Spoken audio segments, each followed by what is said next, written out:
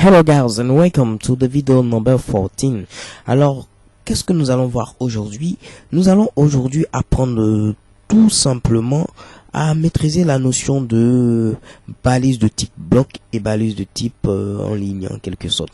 Alors, nous allons pour cela voir simplement le rendu de notre page web actuelle.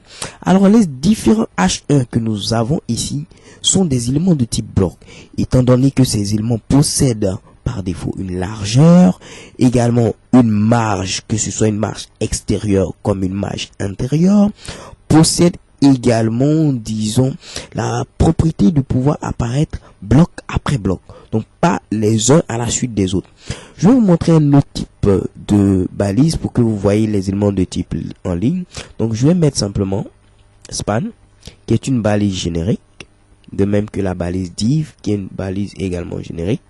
Mais span est une balise générique de type en ligne, alors que div est une balise générique de type bloc. Donc j'ouvre un div, puis je ferme, et un span également. Donc ici je mets en ligne, et là je mets bloc. Je me rends sur ma page, j'actualise, et je vois en ligne et bloc. Regardez maintenant ce qui va se passer. J'ajoute un deuxième span. J'ajoute un deuxième bloc. Et j'actualise. J'utilise la magie de Windows 8. Alors, vous voyez, pour les éléments de type en ligne, je n'ai pas mis de BR. Donc, il a affiché le premier span à la suite du deuxième. Donc, nous avons en ligne, ensuite encore en ligne.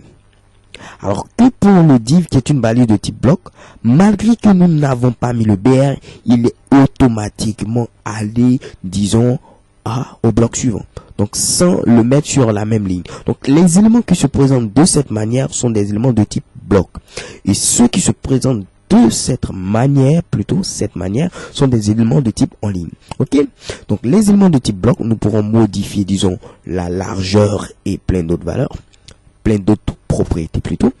Et les éléments de type en ligne, vous les voyez, s'affichent les uns à la suite des autres. Donc parfois il sera préférable de transformer un élément de type bloc en élément de type ligne. Lorsque nous allons créer un site web de manière concrète, vous pourrez le remarquer lorsque nous allons agir sur les éléments du menu. Et également transformer un élément de type en ligne en un élément de type bloc. J'espère que vous avez compris. Ça c'est un élément de type bloc, un élément de type bloc, un élément de type bloc. Ici les A, donc les liens, sont des éléments de type en ligne. Vu que si je n'avais pas mis de BR, ils allaient s'afficher les uns à la suite des autres. Okay, thank you guys for watching. See you for the next video. Bye bye.